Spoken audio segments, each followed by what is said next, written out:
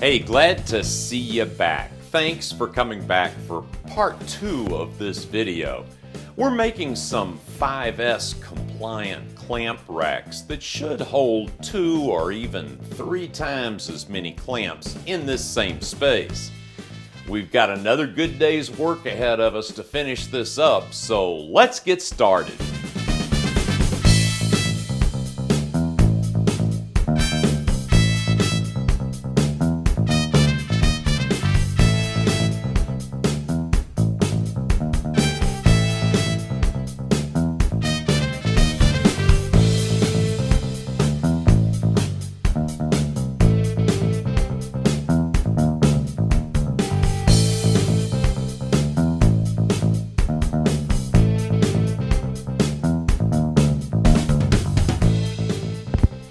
All right, now we've cut our shelf standard blanks and we've been working on our shelf brackets for the clamps.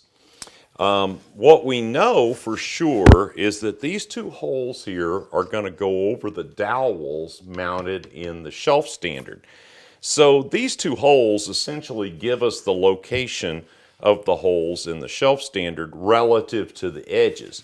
What we don't know is how far apart to space the holes. Now you can probably figure this out mathematically, but it's really a little bit easier than that.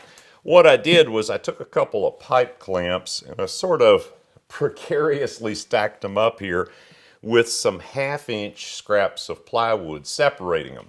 And then if I just measure from the bottom of one pipe to the bottom of the next pipe, I get 3 3/4 inch. I did the same thing with the aluminum bar clamps, and that came out to 3 1/2. So what I've decided to do is to space the dowels 3 7/8 inches apart. That'll give me just a little extra space to slip the clamps in and out and make it a little bit easier. So now we've got our hole spacing, it's time to drill some more holes. Okay, so we don't really want to measure and mark out these pieces for every single piece that we're going to drill, but what I'm going to do is I'm going to draw some lines on here to set the fence on the drill press, so at least the distance from the edge won't have to be measured every time. Now our first hole is at 1 1/2 inches from this edge. I've already drawn that. The second hole is at 3 3/4 inch. So using my woodpecker square, I just go to the 3 3/4 inch hole and put my pencil in and just pull the square along the edge of the plywood.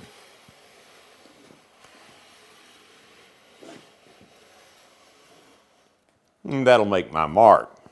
Then all we'll have to measure is just the distance between the holes. So at least we'll cut down on the measuring work a little bit. All right, now I've got my one board that I'm kind of setting up as a model. I've got my line drawn 1 1/2 inches from this edge and my second line at 3 3/4 inch from this edge. And this happens to be the wall side, so I labeled that wall side. At that point, I went ahead and labeled that this would be the top and this would be the bottom down here. Now what I'm doing is I'm making marks every 3 7/8 inch, and I'm just drawing a line across so that I get my holes lined up. Now the absolute dimension in here, I want to get it as accurate as possible, but the most important thing is that it's the same on every standard. So if you wanted to space some of these at a different dimension, that's okay, as long as they match up on every one.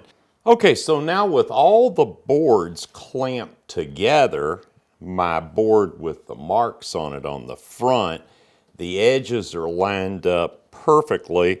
So I'm going to use my little woodpecker's mini square actually to wrap these marks around to the edges. And this little square works really good for that purpose. I try to do that one right-handed so you can see. It's really easy just to line these up and use it like a saddle square. So then I can just take my T-square, line it up, and put marks all the way across the edges of all of the vertical support pieces, or the shelf standards, clamp rack standards as we're calling them. It's not bad for right-handed. All right, what I'm doing right now is I am putting some double-sided tape, and I'm sticking these boards together into pairs. And the reason we want to do that is because as we drill the holes, first of all, it'll make it faster because we'll be drilling 2 holes at a time. And secondly, it will make sure that all our holes are exactly lined up for each pair. Now, going forward, these will be permanently paired up. So now this is our go-by, and it's already labeled as our go-by, so I don't need to label that. But on all the others, I put a letter on both sides just in case the tape was to come apart. And now, ready to show you how to set up a drilling guide to drill all these holes and get them positioned properly. All right, now our goal here is, first of all, ease, and secondly, repeatability. So I've done a couple of things. First of all, I put in the 3/4 inch Forstner bit that we're going to need, and then I racked it all the way down to this sacrificial board and made a little tiny mark with the point of the Forstner bit. Then I used a square to draw a line out here. That tells me the line of exactly where this drill bit's going to come down. This is just a backer block. Then I've got this piece of plywood scrap here with a 45-degree angle cut in it, and I've set that up right on that line. I've clamped everything down to make sure it stays in place. And now, to drill through our pairs of wood, all we need to do is to slide it in up against the fence and line this pointer up with the line on the edge of the plywood. And that hole will be perfectly in position.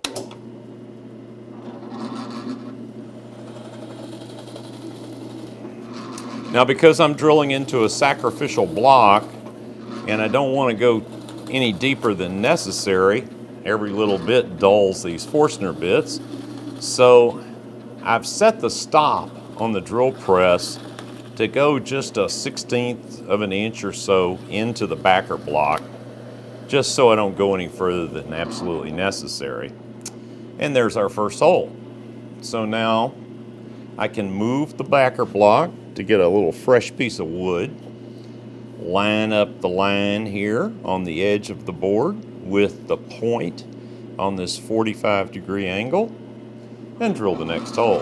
And when the holes were cut to start to fabricate the clamp brackets, these holes were cut 13/16 in diameter. And the holes for the dowels are 3/4 inch, and the dowels are 3/4 inch, of course.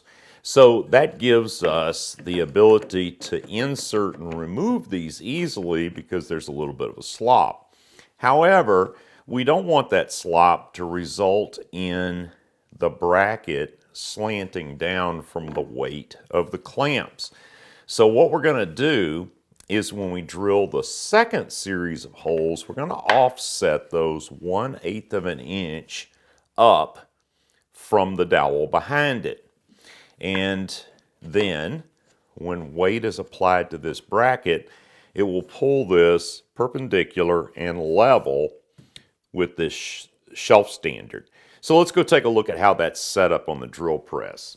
Now, to drill our second series of holes, we've simply moved the fence back and we've reset our pointer. But we've reset our pointer 1/8 inch over so that when we drill this hole, it will be slightly above this hole instead of in perfect alignment. And that will keep our shelf brackets level when we apply the weight of the clamps. One of the things I had decided to do early on was to make my cutout for the French cleat right on the standard, the vertical upright support piece. So I used one of my scraps and I cut it out, sort of hacked it out with a jigsaw and a handsaw, and made sure that it was in the right location and this was going to hang right where I wanted it. So after I got those dimensions set and made sure that that was right, I marked it out on one of the boards here, and then I clamped all the boards together in alignment. I drew a line across here and a line across here. I used just a regular handheld circular saw and cut a 45-degree cut here and a straight cut here, and I made a couple of relief cuts across the middle.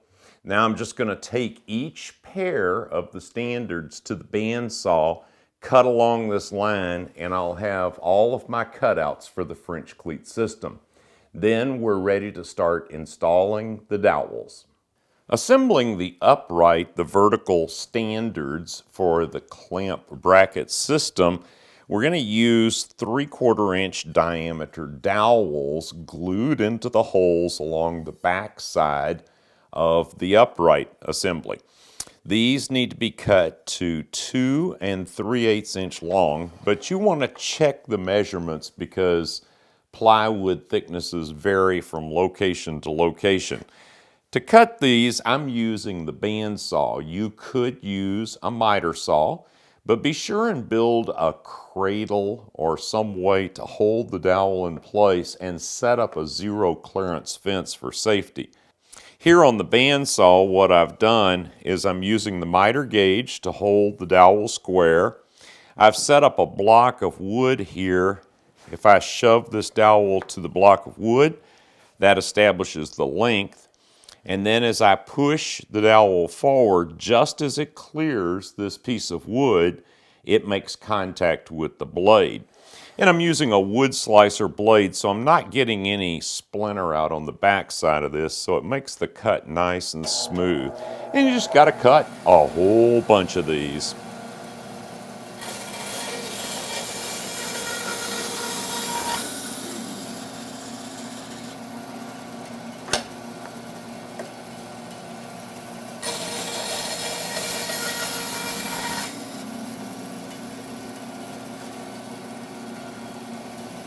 Okay, we're ready to assemble the vertical upright or standards for the clamp bracket system. What we've got is we've got our pair. We've taken it apart and removed the double stick tape. And you want to be real sure now that your notch here for the French cleat or whatever you have as the backside indicator of your clamp standard, that's the one that's going to get the dowels glued into place. The dowels in the front are removable, and that's what makes the whole thing adjustable. So I've got the dowels ready to glue in, and I've cut spacers. And you want spacers that are long enough to span pretty much the whole width of the standard so that when you glue this into place, it holds both sides of this equidistant and holds it right in place the way it should be. After we get some glue on one side of these dowels, then we'll put a little glue on the other side of these dowels and push this down into place. And we don't even really need to clamp it. The brackets will hold it in place, or maybe just put a little weight on top of it, let it dry for a bit, and go to the next one. Now to get ready to cut out the clamp support brackets, we need to first make a template. And we've got all of our blanks pre-drilled. These are the ones that I've pre-drilled for the aluminum bar clamps, but we also have the ones that we've pre-drilled for our pipe clamps. These two holes right here are the ones that are most critical from a dimensional standpoint. So we want to look at the drawing and transfer these main cutout lines to one of our pieces. And you just want to look for a piece that's got smooth edges, no voids, something that'll serve as a good template for you. So the first thing to do is to establish the center line exactly on this board, and then using a square, strike a line that runs from the edge right through that middle. Just establish that center line there. Then the next thing that we want to do is we want to put a line here that runs across, and this line is 1.5 inches up from the bottom edge.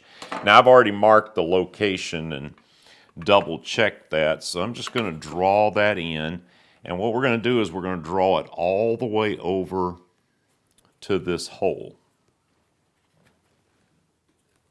Square lined up and draw all the way to that first hole. Then it will be a dimension of 1 13/16. Make a tiny mark right here on the edge, and that looks just right. So we'll strike a line now at 45 degrees over to that hole. All right, we're almost set up. Now take your square, may need to extend it out just a little bit, and lay it on the edge and get it to where the line will intersect exactly with the edge of this hole, and draw a line there.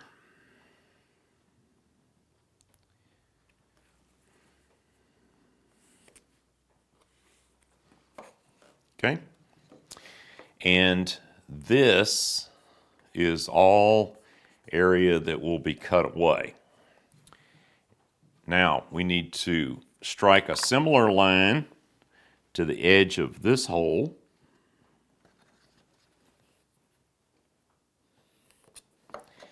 on both sides. Okay, and now what we're going to do is we're going to cut away all of this area, all the way up to this area and this area to the edge of this hole. The last thing that we need to do is to mark straight lines down to the edges of each of these holes.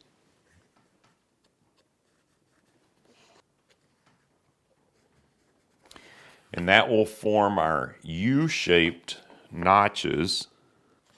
All right, so I'm just going to go to the bandsaw now and very carefully cut these out. And then we'll come back and we'll clean it up with sandpaper, make sure the edges are nice and straight and that everything looks exactly like this drawing, and we'll have our template ready to go. All right, and here's our finished template. Actually, I made two, but they're identical. And now all we have to do is lay this on top of each of the pieces, trace out our cut lines, and we can just cut out all of our brackets. All right, now if you were really careful marking these out and tracing out off your pattern, you should be able to kind of mass produce some of these cuts. Like for instance, this cut along the bottom here, I've set the fence up and I've been able to do all of these at the same time, and my cut's falling right on the line every time.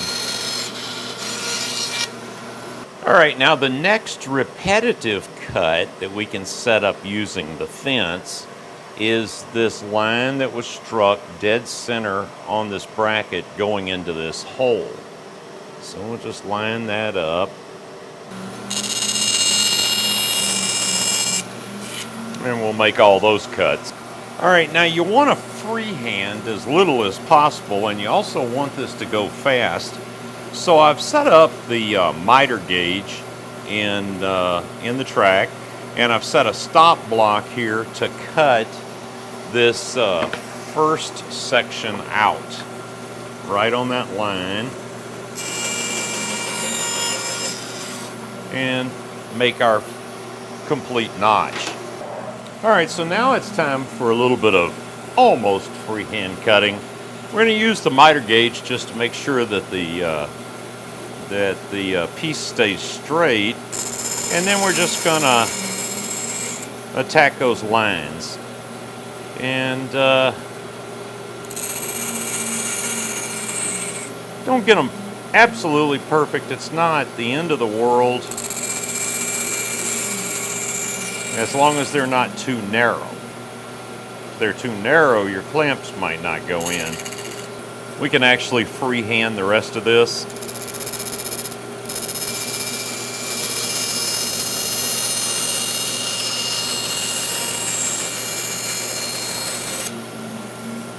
Setting up to cut the dowels for the front of the bracket is exactly the same as the dowels that we glued in, except we want to make them a little bit longer so it's easier to grab them and pull them out and push them in.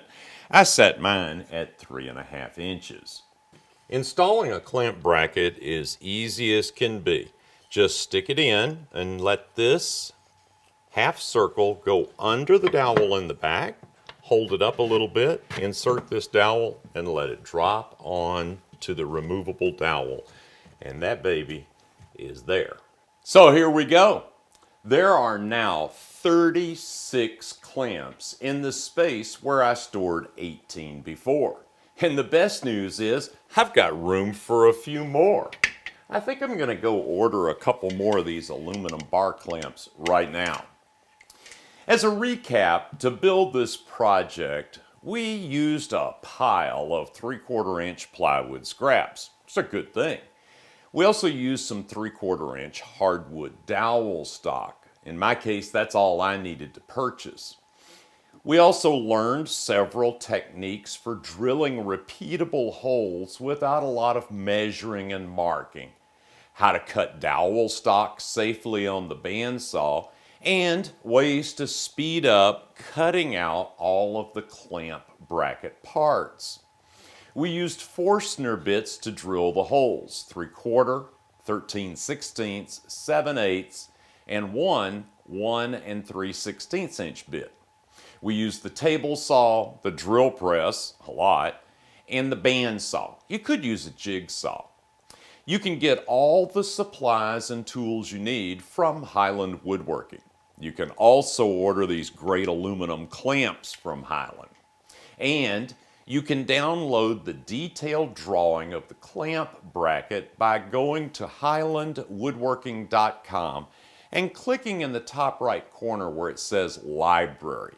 Scroll down till you see the Down-to-Earth Woodworker and you'll find the drawings there. I hope you enjoyed this project. Thank you so much for watching. See you soon.